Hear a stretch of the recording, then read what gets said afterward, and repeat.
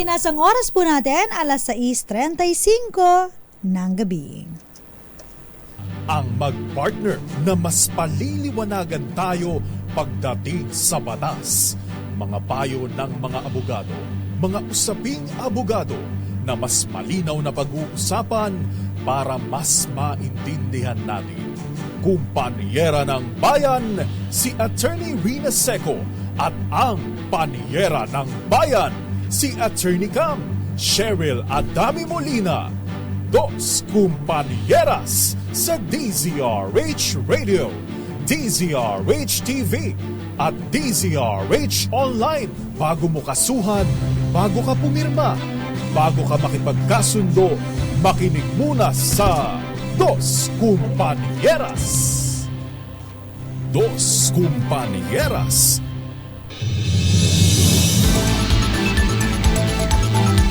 Magandang gabi po, Luzon, Visayas, and Mindanao.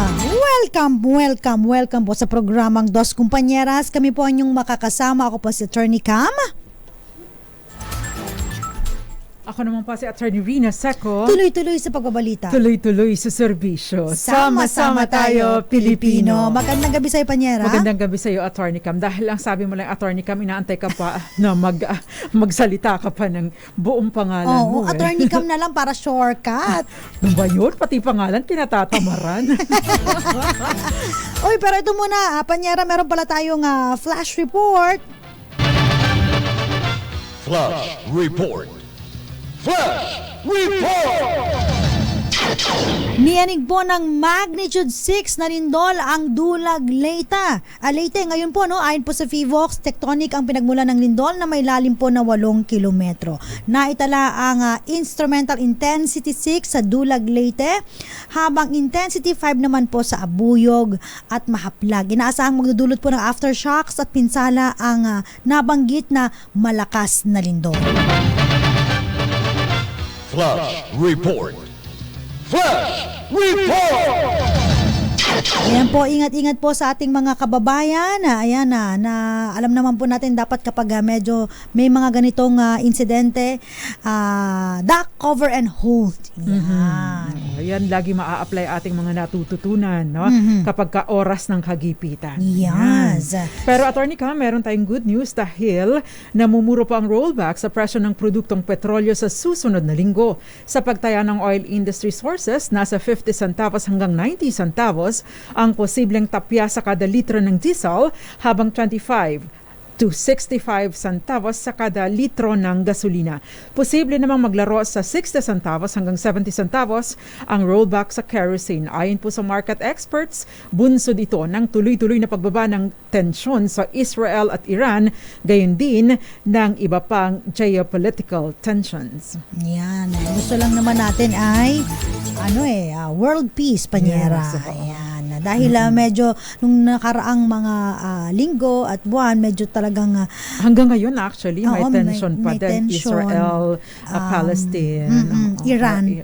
Tsaka yung tuloy pa rin sa Gaza. Ayan. So yun ang kailangan natin na panalangin pa rin, of course, and world peace, lagi naman yan. Ayan. At syempre ito yung sa ating topic po ngayong gabi, dediretsuhin na po namin ang tungkol sa mga usapin sa barangay. Ayan, dahil nasimulan na natin ito. Ang ating topic po, kailan nga ba dapat dumaan sa barangay bago po makapagsampa ng kaso? Kasi may mga kaso po na hindi po pwede na dinidiretso agad kay fiscal o kaya po sa sa korte. So, meron pong mga proseso na dapat po nating malaman, lalong-lalo na kung yan po ay kapitbahay ninyo. Ayan. At para sa ating malakas, yung mga gusto mong sumali, ano po ang dokumento mula sa barangay ang kailangan para maisampa ang kaso sa korte. Yan. Napakahalaga nito, Attorney Cam, kasi compliance dito ay isa sa mga kinakailangan mo para makalusot.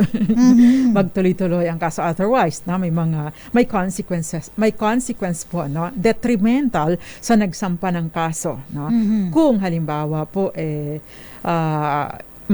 isang pa ang kaso ng walang compliance doon sa requirement.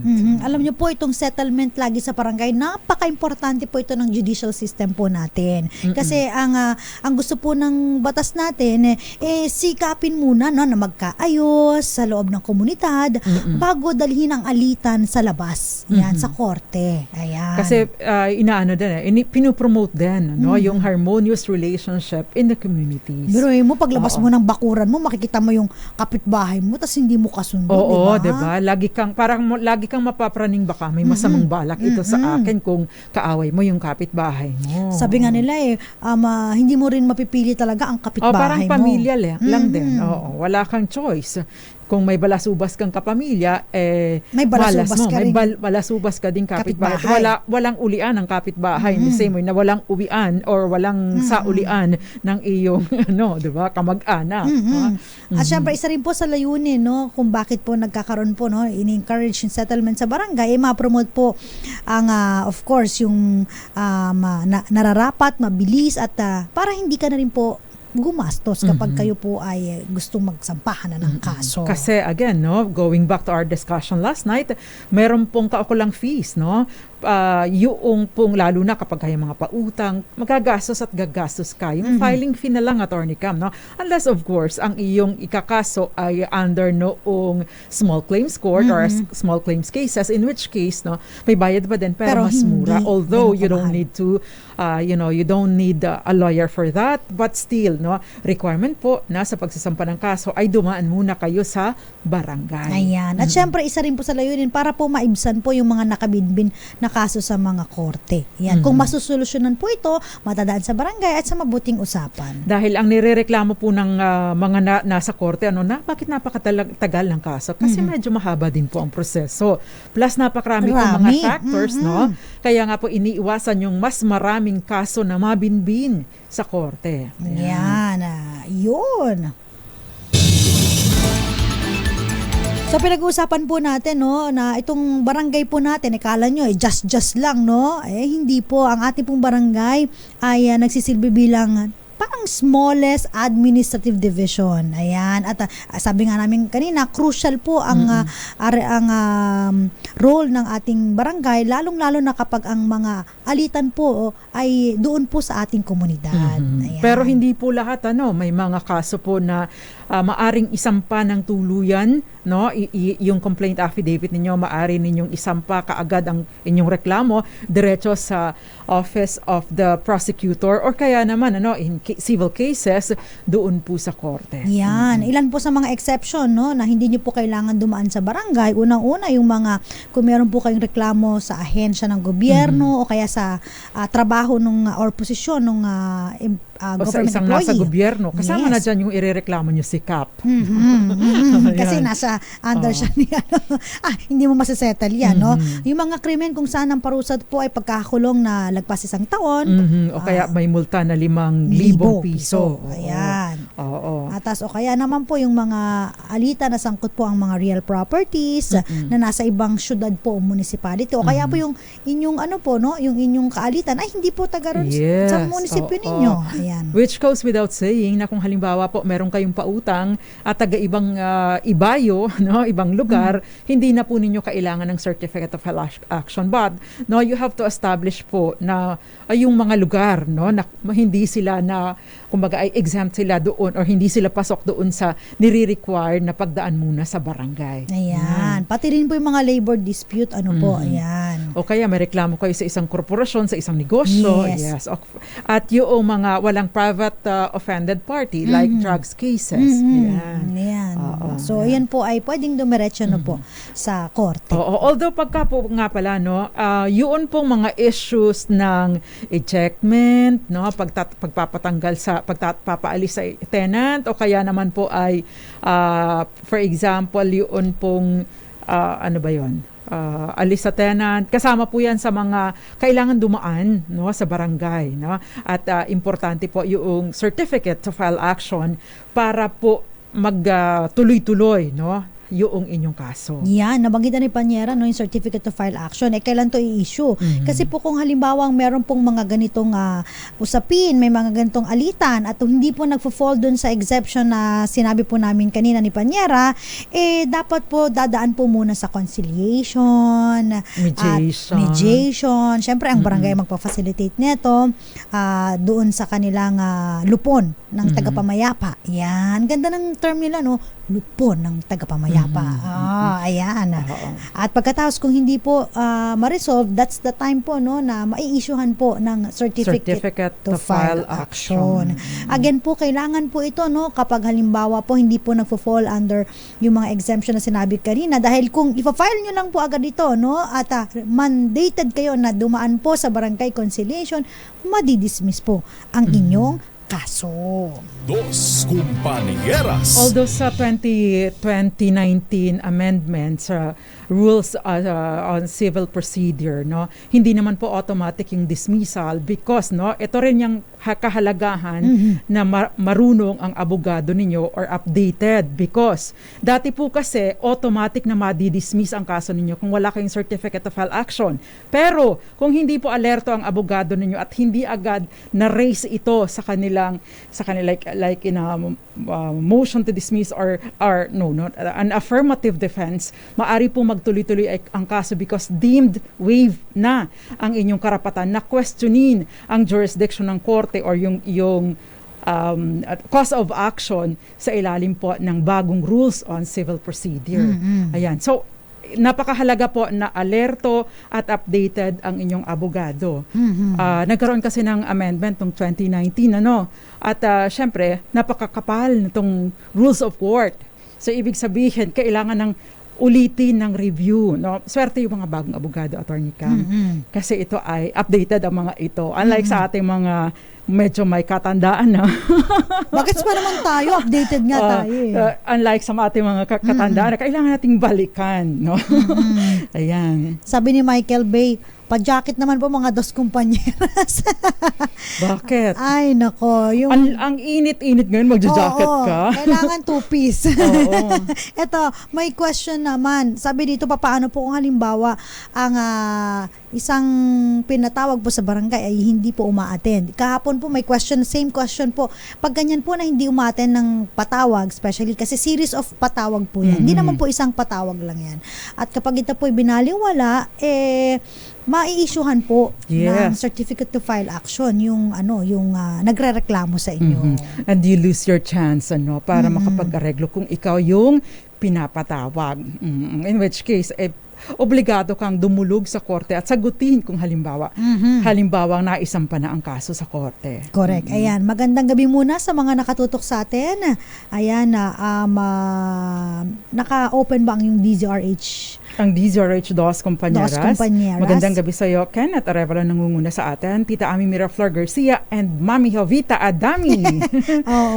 Si Lizal Miranda, gayon din. Si Mami Belen Rivera Rudival Palma, Marilu de Guzman, Tita Mimi Arilio at Odette Agsales. Na imbag gabi Imang Grace Recta, Gael Enriquez. Si Gael ay hanggang ngayon, nagsisilbi pa rin siyang online PA, nag-a-assist siya sa atin para yung may mga clarifications, no? And makall din yung attention natin. Hilaria Pagunuran at syempre JC Son Fernandez, Federico Bagisi. The rest, Attorney Cam, you are in charge. Sabi nito, magandang gabi po. Sabi ni Renato C. Ronald Tumbaga, good PM listening po sa Solar Radio Olongapo City. Napakainit pa rin po. Totoo po yan. Kaya again, mag-hydrate po. Minom na maraming tubig at gumamit po kayo ng mga protection panangga po sa may araw. Si Victorino Duran, sabi niya, watching from Las Piñas, magandang gabi po. At ganoon din po si Nonito Lutang, nanonood po sa Davao del Sur. Ilang araw ba ang maximum para sa BPO? At ang circumference Barangay nito. Protection Order. Ayan, sagutin natin mamaya. Jerry Sumagaysa, good evening po, Attorney Seco and Attorney Cam. Always watching, stay safe, and always have a nice weekend. O nga pala, Friday pala ngayon. Nanonood din sa atin, Attorney Cam. Si Charmy Wings, ngayon ko na lang ulit ito nabasa. Magandang gabi sa'yo. Matagal. Siguro ito, ikaw lang ang fan mo ito, Attorney Cam, kaya nung wala ka, wala din siya. Magandang gabi din sa'yo, Phil Barbie, Peter Albia, and of course, si Positive Vibes, magandang gabi Michael Bay at si Chia Laron, gayon din si Frodo the Chihuahua at Marcelo M. Maria Teresa Lazaro and Ray Mendoza. Pancho Sabardo Jr., Enrique Legaspi. Yung nagtatanong po sa tungkol sa Samar Leyte area, hayaan nyo po at magbibigay kami ng update as soon as meron pong update. Yes. At ang BXU is Butuan. Tama ba ako? BXU. Yan yung airport sa code kasi yun ng airport. BXU I think is Butuan. I'm not so sure. Hindi kasi ako lumilipad Panyera doon. Magandang gabi din po sa Manukan, Zamboanga del Norte, Bong Lopez Jr. May teacher ako ng college na Ay, Bong Bonglo. Lopez. Ako din. Sa UST. Sa ano ba yan? Si Bonglo ba ay sa political? Hindi ko na matandaan. Baka isa si lang yung Bong Bonglo Lopez. natin nakakilala. Sa UST.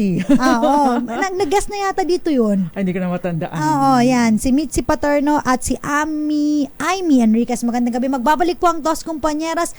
Ilan po munang mga paalala. Diyan lamang po kayo. Again po ang ating DZRH Dos Malakas online promo na pwede pong sagutin sa DZRH Dos Compañeras.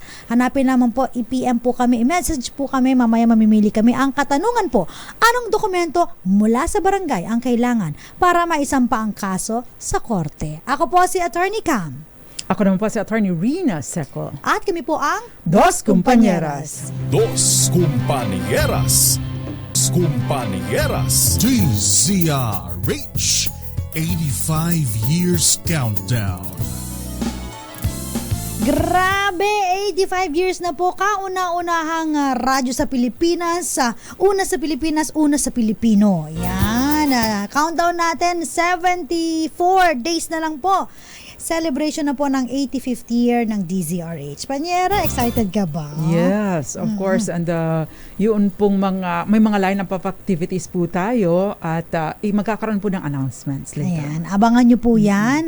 At sa mga activities po namin, ayan, I'm sure kayo po ay matutulungan ng aming stasyon at syempre, may kasama din yung enjoyment mula po sa mga kasamahan natin dito. Ayan. At syempre, huwag kakalimutan yung mga promos natin para po sa inyo. Ayan. Katulad nito, yung ating malakas siya online promo. Sagutin lang po ang katanungan anong dokumento mula sa barangay ang kailangan para maisampa ang kaso sa korte. Puntahan po ang DZRH Dos Compañeras Facebook page. I-message lamang po kami at doon po sumagot. Ayan, ang kailangan po pangalan, saan po nakatira, your sagot, your name, your Gcash number at kung taga saan po kayo. Pinag-uusapan pa rin po natin ano ba ang kailangang dokumento, no? Kung magsasampa kayo ng kaso sa korte at kailan ba dapat dumaan sa barangay bago po makapagsampa ng kaso. Si RHA, sabi niyo ganun. Good evening po. I'm Lupon Clerk po ng Lupong Tagapamayapa ng Barangay Parada, Valenzuela City. God bless po sa inyo. Magandang gabi po sa mga miyembro ng Lupong Tagapamayapa. Lahat ng mga opisyal ng barangay. Magandang gabi po. At babatiin ko na lang, Attorney Cam, ipapahabol ko kasi may message niya tayo kahapon. Hindi ko nabate. Yung mga nagkaroon ng activity kahapon dyan sa Marinduque Midwest College, batch 1993, care of Engineer Rico Manalo. Magandang gabi po sa inyo at shout out sa mga taga Marinduque Midwest College. Yan. Yes. At syempre, yung mga Lupong Tagapamayapa, pag sa classroom namin, tawag dyan, di ba, Sergeant at Arms. Talaga? Yun sa classroom yun. Taga-saway ng, wag maingay. Official ka ba ng classroom? Ako yung Sergeant at Arms na, wag po kayong maingay. Pag nag-aaway, bati-bati lang tayo, ha? Ganyan. Pero ang tanong, ano mga dispute po ba ang sakop ng otoridad ng barangay? Syempre, unang-una, kung ang magkaalitan po ay individual. Yan. Kasi hindi nag-a-apply kung korporasyon o yung mga juridical entities. No? Yung mga partners. Yung juridical or entities po, yun yung mga creation ng batas. No? Nire-rehistro sa DTI o sa SEC. Yan. So, kasi kanina, sabi ni Panyera yung exemption, kapag korporasyon po ang inyong kaalitan, hindi po dadaan ang barangay. So, kung parehong individual, ayan, dadaan po sa barangay. Pangalawa, sila po ay residente ng parehong syudad o munisipyo. Ayan.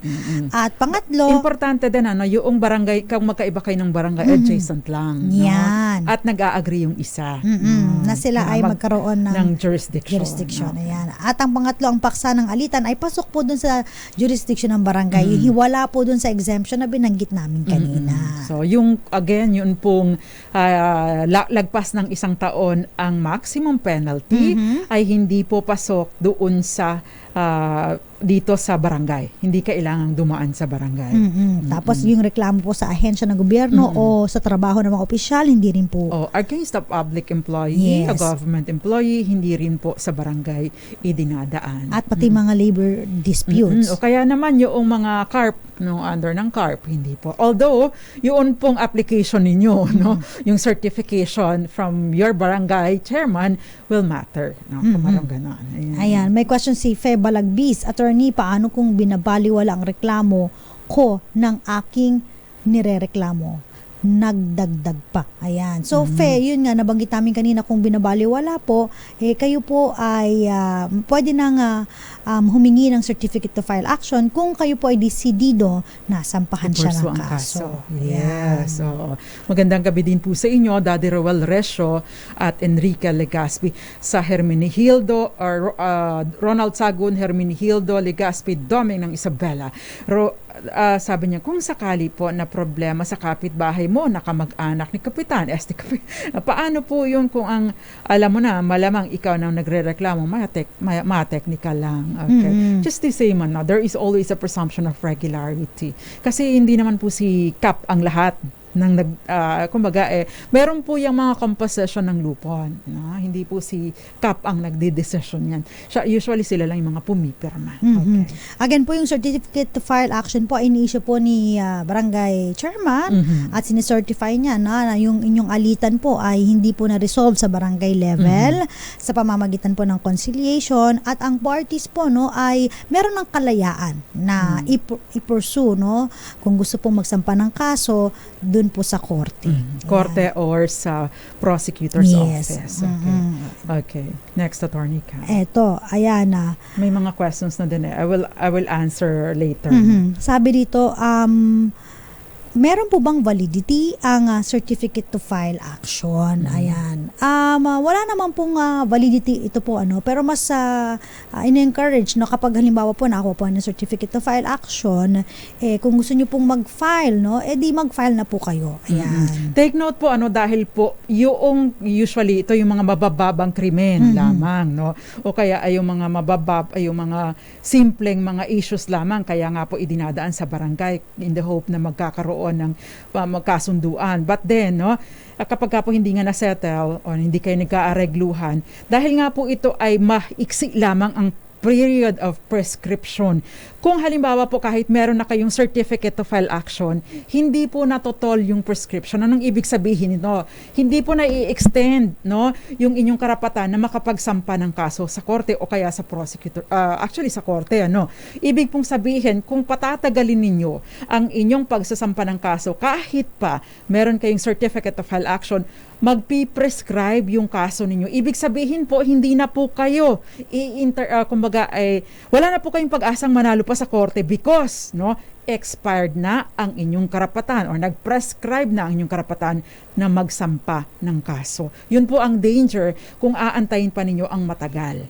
Hindi na kayo makakapagkaso. Yan. O magkaso man, ang sasabihin lang ng kalaban niyo, the action has prescribed, dismiss the case. Ganun lang kasimple. Diba? Hindi man lang naka-first base. Dahil naging pabaya ka o nagpamaya-maya ka lang. Si Jam, magandang gabi sa iyo sa Edmonton, Alberta, Canada. Ito may question dito. Magandang gabi din sa iyo, Raymond Batalon at Josephine Garimbao sa Michigan, Arnold Roselis at etong si Moon Beats at Ronald Tumbaga, Maricor Angeles, Raymond Batalon, Jason Abalencia, Daniel Catubal Laguno at Federico Bagisi. J. Season Fernandez. Ito, Attorney Ka, may question dito. Ano po ang pwede ko na gawin sa kapitbahay ko na nagkaroon kami ng kasunduan sa barangay pero hindi naman po sila tumupad sa napag-usapan? Ano po ang susunod na hakbang? Ayan. So, ganito.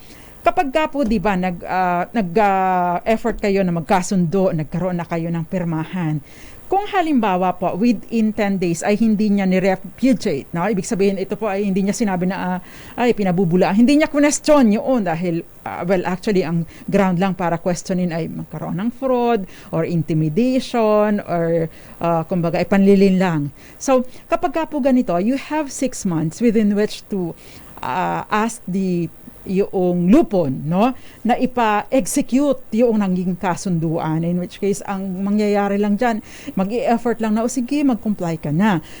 However, after 6 months pwede ka na pong dumulog sa korte. Now pag dulog mo sa korte, no, dalawa ang option mo, either i-enforce yung naging kasunduan ninyo or i-totally evacate na ninyo, consider it as walang naging kasunduan and insist on the performance of your original contract. So, ibig pong sabihin, ipagpapatuloy nyo parang walang nangyaring kasunduan. Ngayon, ang tanong, attorney, nanalo na naman ako Nanalo na ako sa korte, hindi na siya nag-appeal. O, paano mo i-execute? Say, for example, no, money judgment. Paano mo to i-execute or ipatutupad? Alerto ka dapat doon sa mga properties na pagmamay-ari ng kinasuhan mo. Bakit? Yun ang ituturo mo kay sheriff para yun ang kukunin niya at ibebenta, i-auction pang-satisfy sa pagkakautang or bayarin niya sa'yo. Yun. Tandaan po ninyo no, yung amicable settlement na yan po ay pinasok nyo sa barangay, ito po ay may force and effect na desisyon na para desisyon po ng korte at kailangan po no, pwede po itong ipilit na i-comply ng inyong kabilang partido. Yan. So hindi po pwede na ay kasunduan lang sa barangay, settlement lang sa barangay, ganun-ganun lang. Hindi po. No? Meron po itong force and effect po. Yan. Take note, pag ikaw ang kinasuha, pagka ikaw ang inireklamo sa barangay tapos meron na kayong kasunduan at dumulog ito sa korte, magagamit na niya itong dokumentong ito para patunayan, look, judge, nagkasundo na nga po kami. Kaya ibig sabihin, umaamin siya na meron talagang ganitong pangyayari. Diba? Sabi rito, may question pa. Ang certificate to file action po ba applicable sa mga criminal cases? Ayan. Meron din po no na applicable ito sa mga criminal cases. Basta po yung penalty na sinabi namin kanina ay hindi lalagpas na sa pagkakulong ng 1 taon at multa na 5,000 piso. So, kung mas mababa po doon, yan po yung mga sa barangay. Pero pag more than that, ayan. So, hindi na po kailangan ng certificate to file action.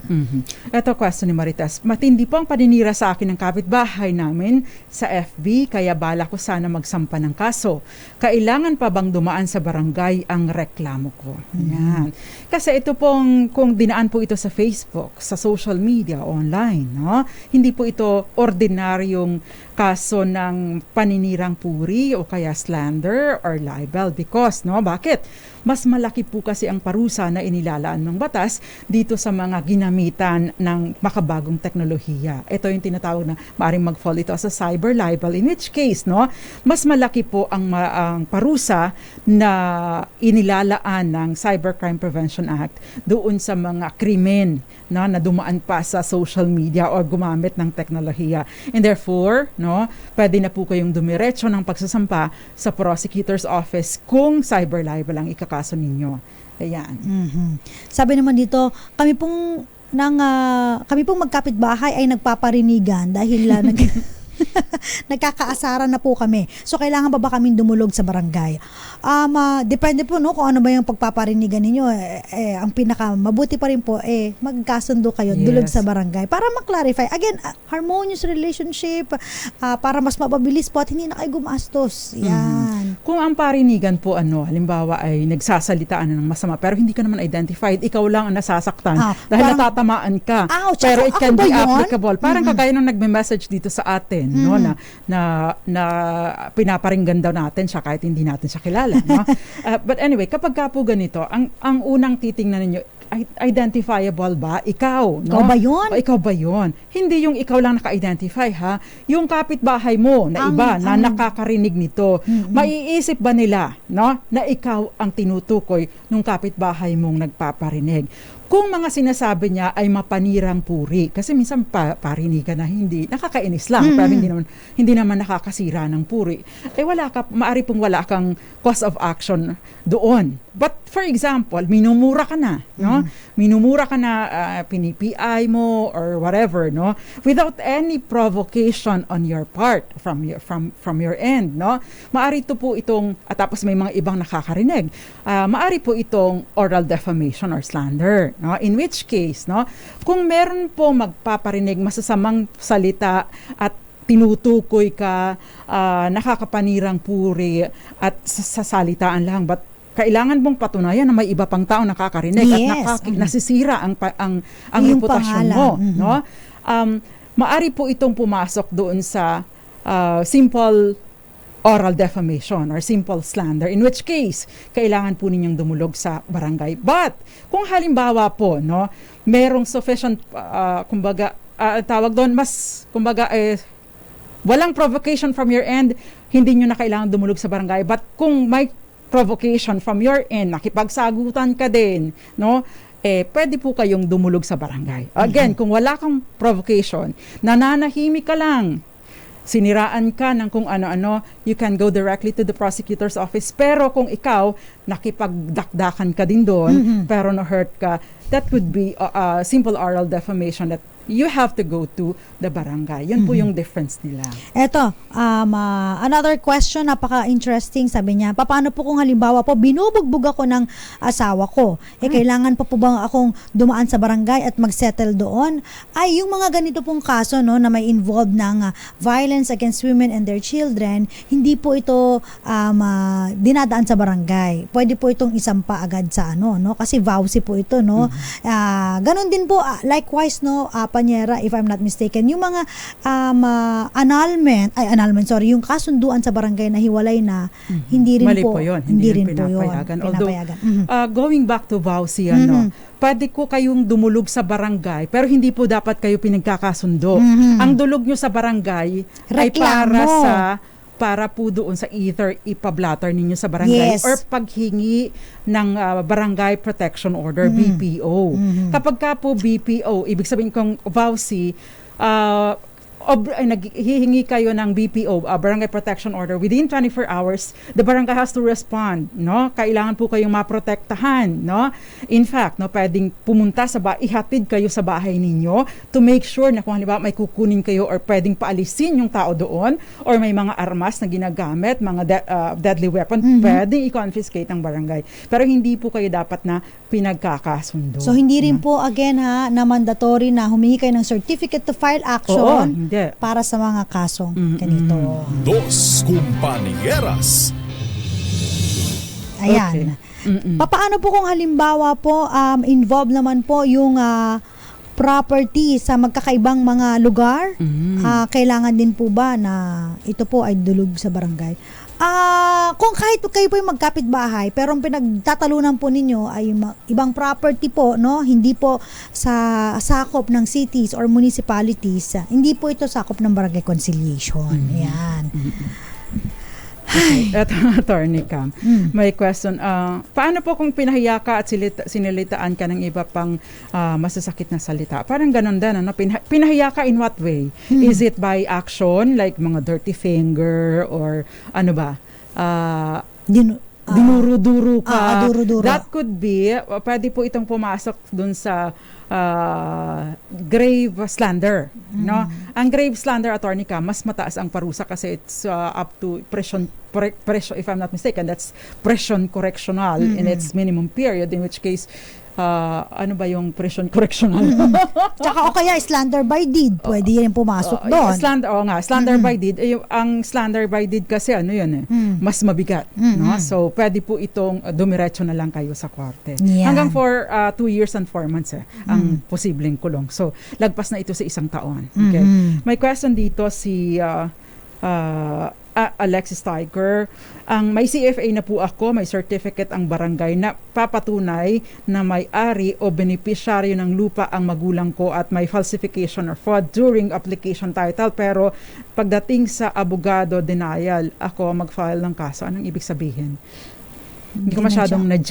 Oo. Pero Alexis Tiger, meron nung wala pa si Attorney Camano, meron akong special episode para sa mga ganito. Yung fraud na, yung ibig sabihin, yung question natin last time napatituluhan ng iba yung lupa na matagal mo nang tinitirhan. So pwede mong balikan yun at magkalinawan. Kasi ilang episode na natin na para-pareho ang tanong mo, you can go back and review, no? Dahil yung mga questions mo dito ay masasagot doon sa programa natin. Nung sinasabi mo dinay ka ng abogado, napakarami pong abogado sa Pilipinas, no? Pwede kang lumapit sa ibang abogado. Now, yung falsification or fraud during the application, pwede ka kasing magpa-reinvestigate, no? Nabanggit ko na din ito.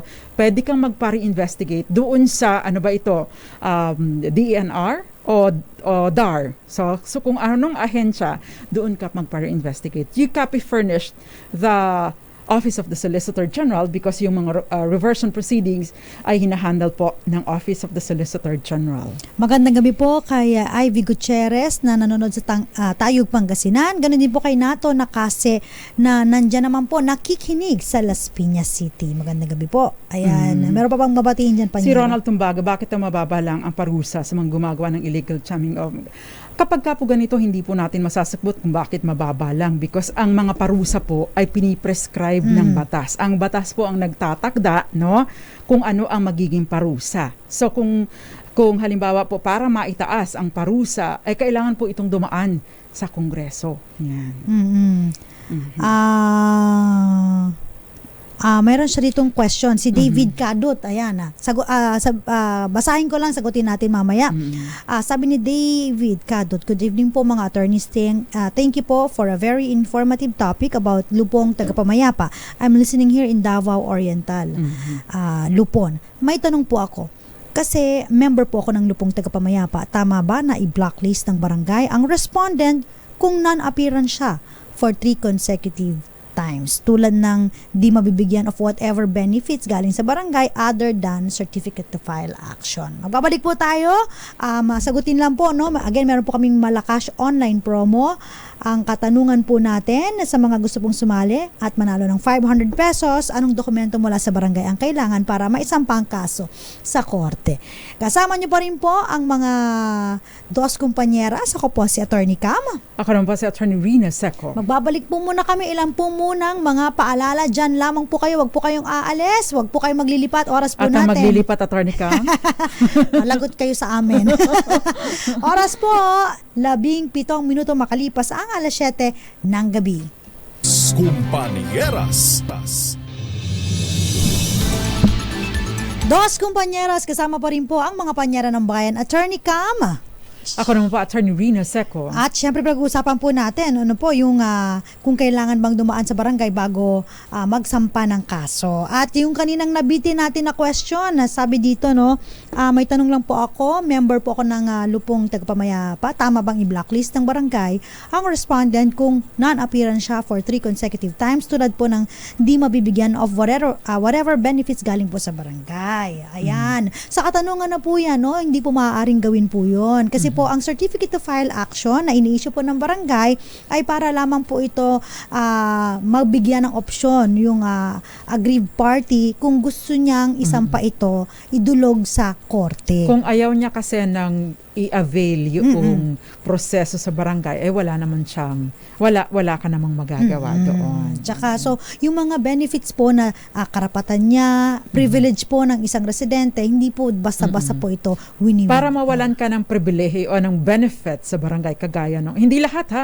Yun lang, for example, yun lang mga sa 4Ps, para mawalan ka ng benepisyo doon, nag-violate ka doon sa rules, sa mga conditions. Yun. But specific to that.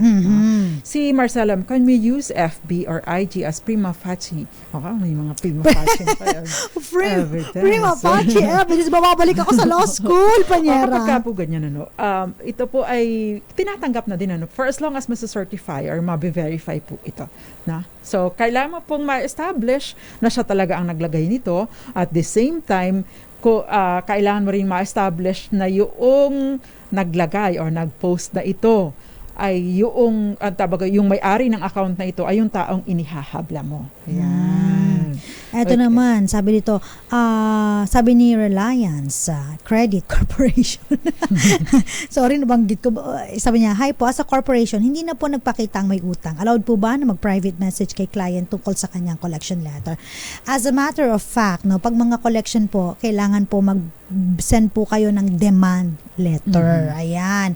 At mas maigi po, no, na may padala ito, kung hindi man po personal, through mail. Ayan. Kasi po, yan po ang unang hahanapin, especially pag kayo po ay nag-file ng small claims cases, assuming na mababa lamang po ang utang. Ayan. Si Rasek Stalin sabi niya, good evening po, Attorney Second, Attorney Cam, watching from Cavite, very informative. Parang MCLE. Mandatory Continuing Legal Education. Si Andy Marquez, magandang gabi. Paano naman po ang gagawin, attorneys? Bahay na pinarenovate. Hindi po kasi nasunod ang napagkasunduan. Panay lista po ng mga materyales pero hindi po binili. Nasa 25% pa lang po ang nagagawa. Marami pa kasi yung bakasyon ng contractor kesa sa gawa. Ito bang contractor mo ay juridical entity, ibig sabihin hindi ito, of course may taong pumirma doon, pero ito ba ay creation of the law, no? Kasi kapag gano'n, pwede ka nang dumiretso sa korte, pwede yung humingi ka ng damages for breach of contract. Yan. Eto, yan, may question naman dito, sabi niya, pwede po bang i-challenge o kaya i-invalidate yung inisyu na certificate to file action. Yan. Actually, pwede po yun ma-challenge, no? Basta meron pong ebidensya at mapapakita po doon na nagkaroon ng bias o kaya lack of due process, hindi tama ang proseso, at yung issuance nga po ng certificate, yung sinabi ni Panyera, fraudulent. Na, kunyari, nagkaroon daw ng conciliation, wala naman. Tapos biglang na-issuehan ng certificate to file action yung ka-close ni Cap. Ganyan. So, yun po. Pwedeng i-challenge. Okay. Paano po kung hindi ginawa sa social media ang paninira, mga magkakapitbahay na nagmaritesan at ikaw ang topic? Attorney Cam, ikaw daw ang topic. Kasi po, pinagsasabi nila na okay ako. Okay. Dahil magkakaiba po ang tatay ng mga anak ko. Like a prostitute. Tapos, pagdaan mo, pinahiya ka. Okay? Kung halimbawa po, totoo naman na iba-iba naman talaga ang tatay, ng mga anak ko. Sinabi kasi nila na iba-iba po talaga ang tatay. Pwede pa din po ba ako magkaso? Wala po akong magagawa, marupok, pero hindi po sinerte. Attorney Cam, pakisagot mo nga. Ano daw? Pinahiya kasi siya. Oo. So, pagdaan daw niya, pinagkukwentuhan siya. Pagkatapos sinatawag daw siyang prostitute dahil nga daw iba-iba ang tatay ng anak niya. Totoo naman daw na iba-iba talaga ang tatay ng anak niya. So, pwede pa rin daw ba siyang makapagkaso? Paano daw pa ang gagawin? Wala daw siyang magagawa dahil marupok, pero hindi sinuwerte. May gano'n naman, Panyera. Hindi mo naman kagustuhan ng gano'n. Yes. At it doesn't mean na kung iba-iba ang yung anak ng tatay mo, ikaw ay tatawagin ka ng gano'n, di ba, Panyera? Yes. Take note po, yung pagiging totoo no ng kaso, ng nangyari ay hindi bar para makapagsampa ka ng kaso. In the same way, na ang pagiging totoo no ng sinasabi tungkol sa iyo, basta nakakasira ng puri, nakakasira ng reputasyon ay hindi din po depensa. Dahil the only defense for libel o ganitong mga sitwasyon ay yung good faith. Walang good faith na pagchismisan ka ng iyong kapitbahay. And take note, no, maaari din ito magkaroon ng epekto sa iyong mga anak, no? Kung marinig ito ng mga anak mo, maaari maka-apekto sa kanilang emotional, maaari ito may consider na emotional violence. Maka-traumatize sa kanila. Especially, yes, you can file for, pwede itong grave slander. Ayan. Uy, si Sir Wally ng La Union, sabi niya, Attorney Cam, Attorney Rina, listening here from LU. Ayan. Magandang gabi po. Meet si Paterno. Magandang gabi. First time to view your random schedule show. Okay. It's not random. It's every night. Random lang. Napatiming lang siya sa program natin. But maraming salamat po. I hope to see you again soon, no, sa ating programa dahil we discuss different cases po, mga legal issues. Eto na. Yes. Baka maubos ang ating oras. Eto na ang DZRH Mas Malakas Promo Online. Sagutin lamang ang tanong ng ating announcer sa live Facebook page ng DZRH at instant meron kang 500 pesos na premyo. Ready? Makinig mabuti. Eto na! Eto na, sa katanungan na anong dokumento mula sa barangay ang kailangan para maisampa ang kaso sa korte? Siyempre, certificate to file action. Congratulations! Salamat po sa mga sumali. Ang daming mga nag-message sa atin pero isa lamang po ang mananalo. Ang winner po natin ay walang iba kundi si Jonel De Vera ng Pangasinan. Ang kanyang sagot, certificate to file action. Yay! Congratulations Congratulations! sa'yo! 500 pesos. Nagsanal siya ng kanyang GCash. Abangan na lang ang iyong papremyo.